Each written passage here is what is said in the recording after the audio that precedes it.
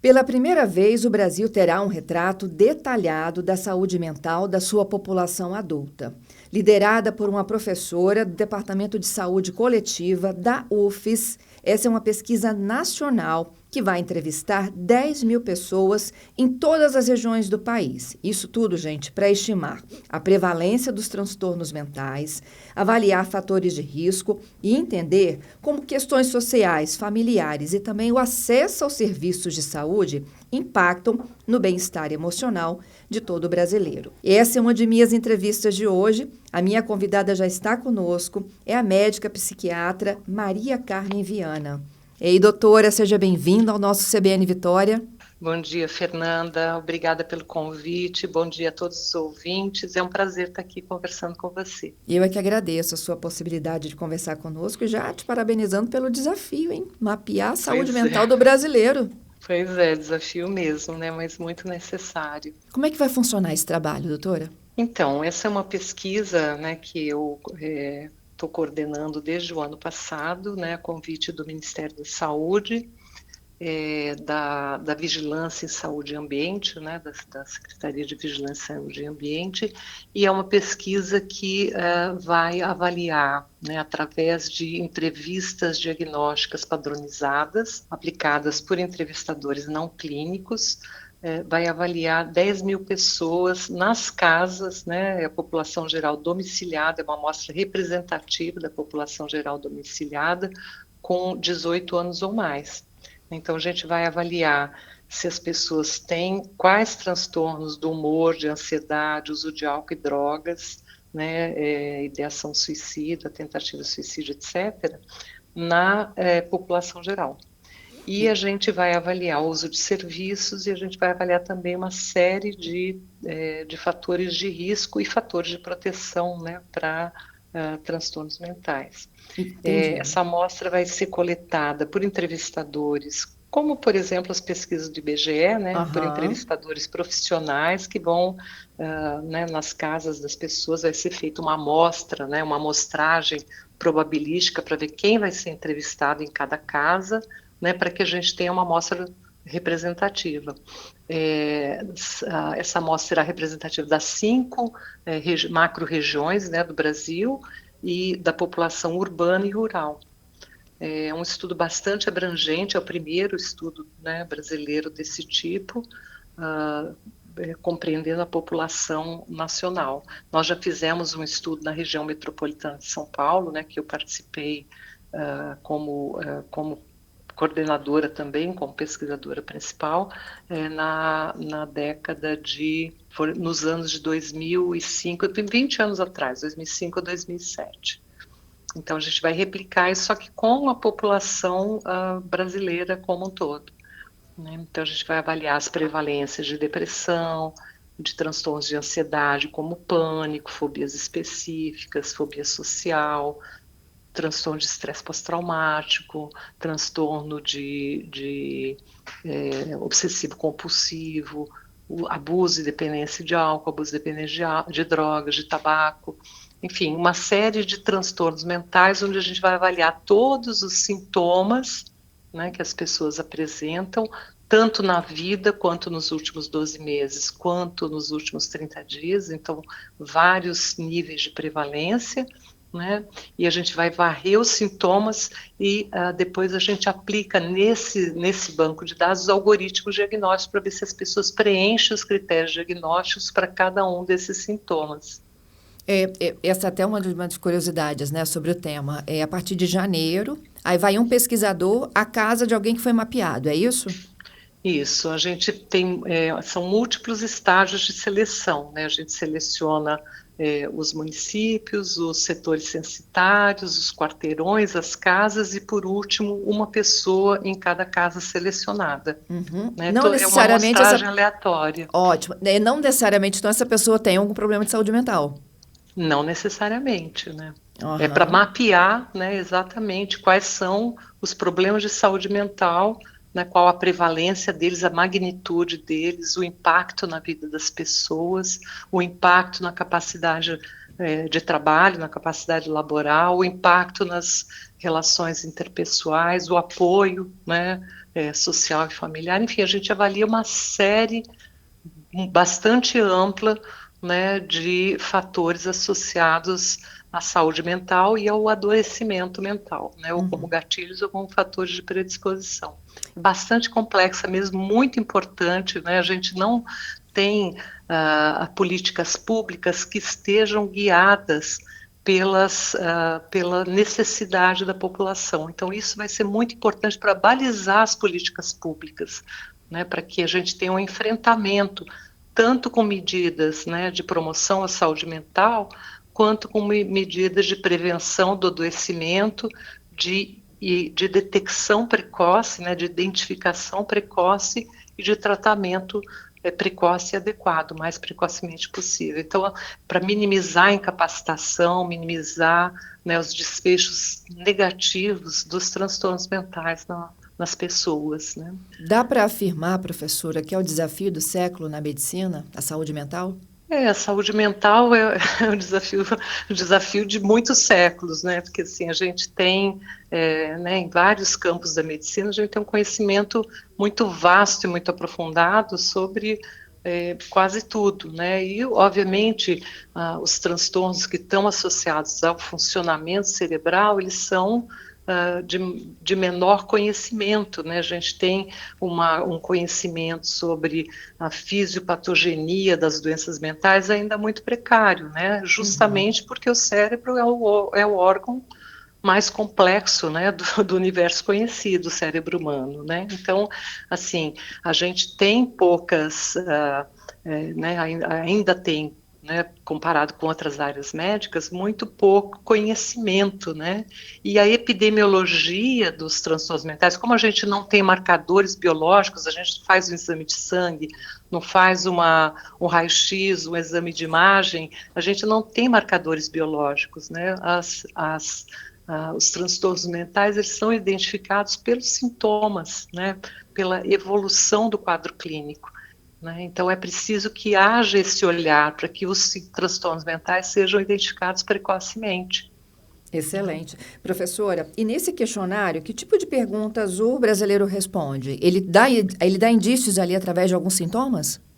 Sim, são perguntados sintomas, se a pessoa já teve isso ou aquilo, durante quanto tempo. Quer dizer, a gente percorre todos os critérios diagnósticos de cada um desses transtornos para ver se a pessoa preenche os critérios, se ela tem o sintoma, qual a duração do sintoma, né, quando começou, há quanto tempo, se já buscou tratamento, se não buscou, e não, né, cada transtorno mental é caracterizado por uma miríade de sintomas, né, então você não pergunta, você já teve depressão, ou algum médico já disse que você teve depressão, a gente pergunta isso, mas depois a gente faz a avaliação do quadro clínico de um episódio depressivo para ver se a pessoa preenche todos os critérios diagnósticos daquele quadro clínico.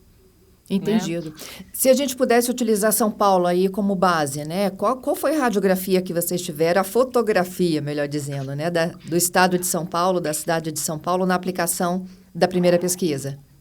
Então, a primeira pesquisa ela foi uma pesquisa bastante ampla, a gente investigou mais transtornos mentais do que a gente está investigando agora, né? Então, obviamente, se você avalia duas doenças, você vai ter uma prevalência menor na população geral do que se você avaliar 6 ou 7 ou 10, né? Então, a gente avaliou 19 transtornos mentais na região metropolitana de São Paulo, né, que na época era composta por 39 municípios, com uma população adulta de mais de 12 milhões de pessoas, e a gente teve a presença de pelo menos um diagnóstico na vida, em torno de 44% das pessoas preencheram o critério diagnóstico por pelo menos um transtorno na vida.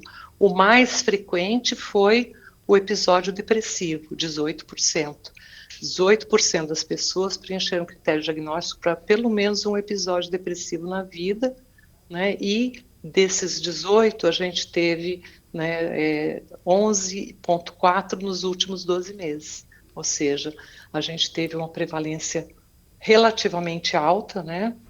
que é o transtorno mental mais comum na população geral, 2,3 vezes maior em mulheres do que em homens, né, mais frequente em mulheres do que em homens, e pegando as classes diagnósticas, a gente teve uma maior prevalência dos transtornos de ansiedade. Né, e a OMS já, inclusive, numa publicação aí de 2019, né, apontou o Brasil como um dos países que tem o maior número de pessoas com transtorno de ansiedade no mundo. É bastante importante mesmo. Nós temos uma população grande, né, e uma prevalência elevada de transtornos de ansiedade. E tem o agravante agora, né, que naquela época não havia, que a gente tem uma piora na segurança pública, uma piora da exposição à violência, né, e a gente teve a pandemia de Covid, né, Uhum. que foi um fator, um gatilho, né, para o desenvolvimento de vários transtornos mentais, pessoas que já tinham uma predisposição. A pesquisa também contempla em algum momento aí os neurodivergentes? Não, não contempla os neurodivergentes. A gente até investiga se a pessoa tem indícios de ter tido alguns dos sintomas, né, que caracterizam o transtorno do déficit de atenção e hiperatividade, o transtorno de conduta na infância, né, e de oposição e desafio.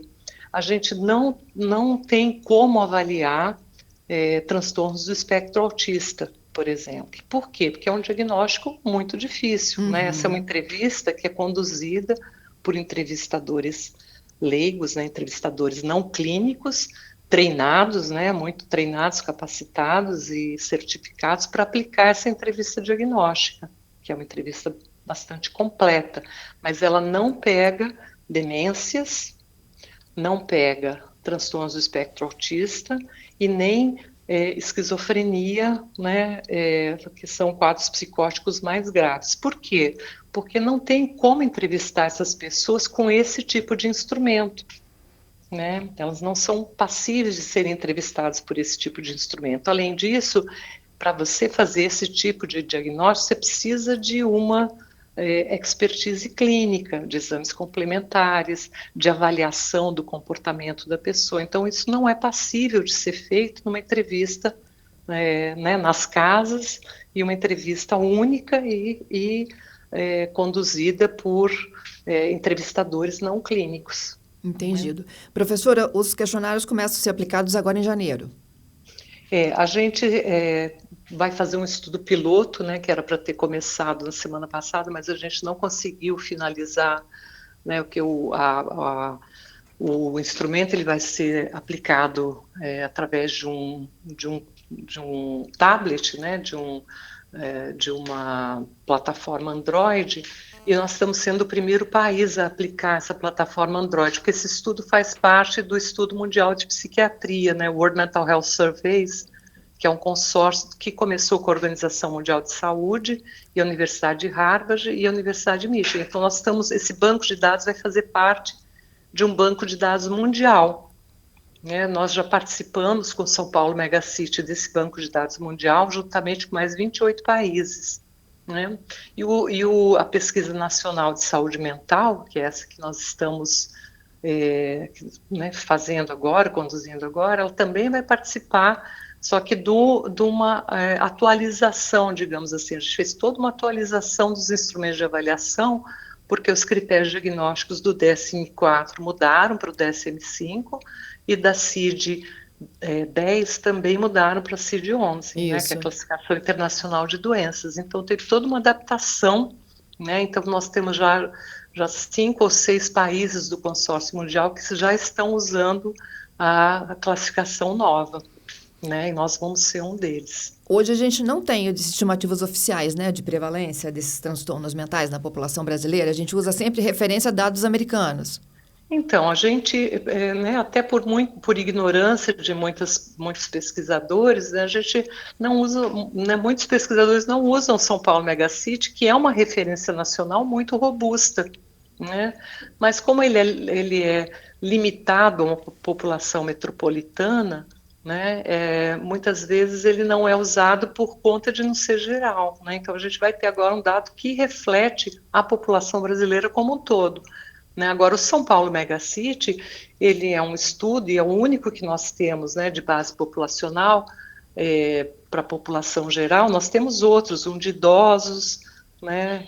A gente tem alguns outros estudos, mas o São Paulo Megacity é o mais robusto de todos até agora. Uhum. Porém, a população-alvo não é uma população que é generalizável para o resto do Brasil, né? Então, a gente vai ter essa estratificação agora: população urbana, população rural, população das diferentes macro-regiões, né, das capitais, das outras cidades menores, enfim, a gente vai ter uma estratificação mais representativa mesmo do Brasil.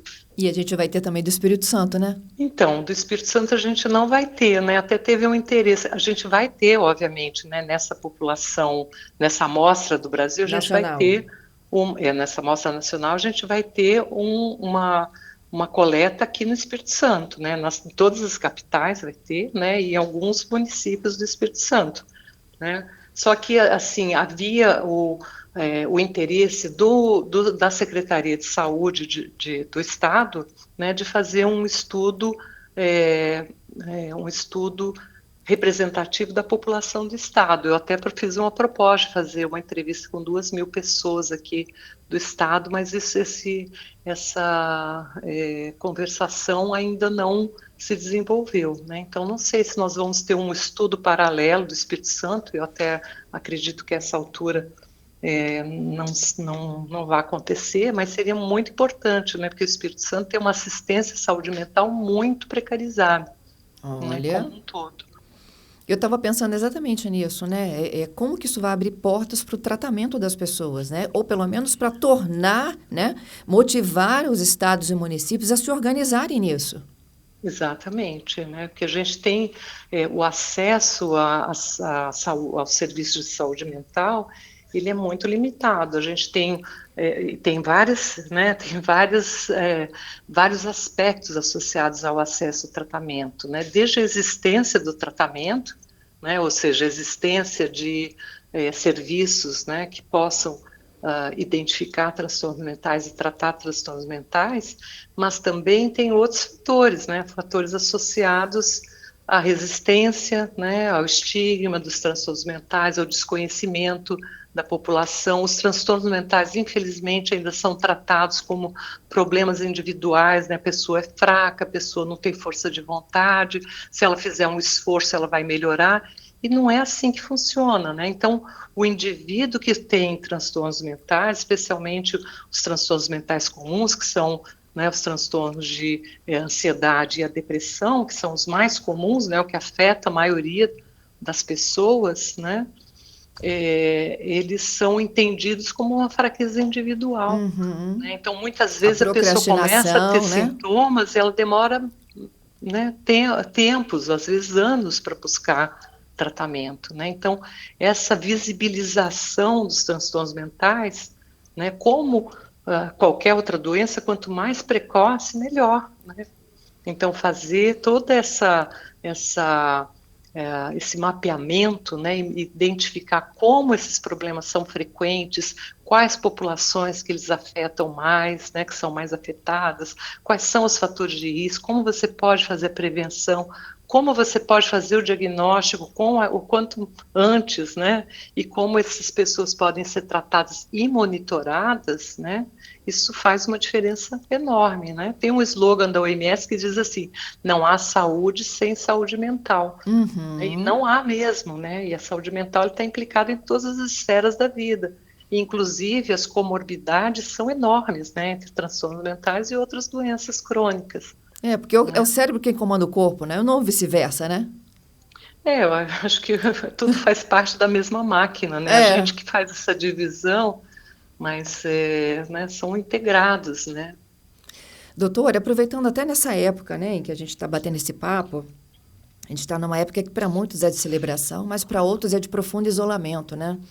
E eu queria que a senhora encerrasse essa nossa conversa deixando um recado para quem possa estar se manifestando com algum sintoma, que precise de ajuda, qual o caminho que a gente dá para que essa pessoa consiga, né, de fato, ter a assistência merecida. Então, essa assistência merecida, ela não existe, né? Meu Quer Deus. dizer, ela não existe para todas as pessoas, né? Então, assim, a gente viu, por exemplo, que as pessoas que têm plano de saúde, elas têm mais acesso ao serviço de saúde mental do que as pessoas que não têm, né? As pessoas que têm, que dependem da rede pública, né, e assistência à saúde mental na rede pública, ela é bastante deficitária, né, tanto de serviços quanto de profissionais disponíveis, né, na rede pública. Então, essa assistência ela tem que ser construída. Agora, é importante que cada um de nós olhe à sua volta, né, que a gente tenha um olhar, né, preocupado com quem está à nossa volta. Muitas vezes a gente vê as pessoas à nossa volta sofrendo, tendo mudanças no seu comportamento, né, exibindo, né, sinais de sofrimento, né, emocional, né, e é importante que a gente tenha uma atitude proativa de acolhimento e muitas vezes de fazer com que essa pessoa chegue a serviços assistenciais. Uhum. Né? Então, né, essa ideia de que quanto mais precocemente a pessoa é tratada, né, melhor, né, menos ela perde do ponto de vista individual e menos a sociedade perde do ponto de vista da incapacitação que os transtornos mentais geram. Né, e eles costumam afetar as pessoas cedo na vida, tem uma prevalência alta e causam incapacitação com frequência. Então, é uma perda muito grande, individual e para a sociedade, né, e para os meios de produção. Né? Produção, a perda de produtividade associada aos transtornos mentais é altíssima. Eu tenho dados sobre isso tudo, que em outro momento talvez a gente possa até aprofundar, né, com Já dados quero. específicos, mas é enorme, o assunto é enorme, né? Já fica meu convite. Em uma conversa, talvez, né, com pontuações mais específicas. Agora, eu queria aproveitar essa conversa que vai, né, chegar a um monte de pessoas que a gente não conhece e não tem acesso, né, para dizer que cada voz é importante. Se alguém bater na sua casa, né, e solicitar uma entrevista, né, por favor, participe. Por quê? Porque você vai ser representante, né, de toda uma sociedade, né, de toda uma população, para que a gente consiga mapear os problemas de saúde mental, né, mesmo que você não tenha nenhum problema de saúde mental, né, identificado por você mesmo, né, mas que você possa participar para você contribuir com essa tentativa, né, de mapear o sofrimento mental na população brasileira e de trazer respostas que atendam a essas necessidades de uma forma mais efetiva. Doutora, essa identificação, né, de quem bate a nossa porta, assim como tem o crachá do IBGE para o censo, né, é uma informação Isso. que vem da universidade, do Ministério da Saúde, como é que vai funcionar? Então, os entrevistadores, a gente contratou a Ipsos, né, a Ipsos IPEC, que é Aham. uma empresa profissional, né, muito bem conceituada, e que é quem vai fazer a coleta de dados em todo o território nacional. Uhum. E os entrevistadores todos estarão com um jaleco, né, com um colete, com a identificação, né, da Pesquisa Nacional de Saúde Mental, PNSM Brasil, né, e com a logo da UFES e da Ipsos, né, e a gente tem um folheto, um folder, né, que a gente vai oferecer para todo mundo que participa, né, com informações, né, locais, caso a pessoa precise de algum tipo de ajuda, de assistência, né, números de hotlines, por exemplo, como a do CVV, enfim, informações para que ela, né, a partir daquela entrevista que talvez mobilize conteúdos, né, que são delicados, né, em cada um, né, para que ela possa buscar algum tipo de assistência, né, e para que ela possa conhecer o que tem disponível à volta dela e buscar acessos à distância, né, caso não haja disponibilidade local. Então, a pessoa vai estar com crachá, vai estar com colete, vai ter o QR Code no crachá para poder fazer a ponte, né, com o nosso grupo de pesquisa aqui da UFES, e para fazer uma ponte com o pessoal da Ipsos e do Ministério da Saúde.